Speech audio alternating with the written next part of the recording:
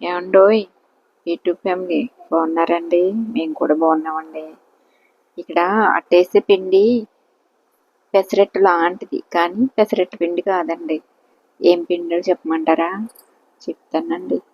అట్టేస్తున్నాను, దాని మీద జీలకర్ర వేసి ఎలా వస్తుందో చూద్దామని వేసానండి. మరి బాగానే ఉంది, తింటే కూడా రుచి బాగానే ఉందండి.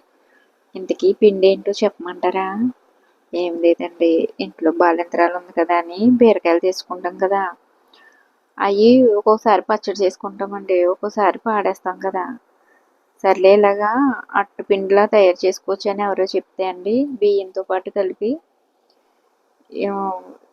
బియ్యంనండి, బీరపొట్టు, కొద్దిగా అల్లం ముక్క, పచ్చిమిర్చి, వెల్లుల్లిపాయ వేసి పిండి చేశానండి. దాంతోనే అట్టేసానండి.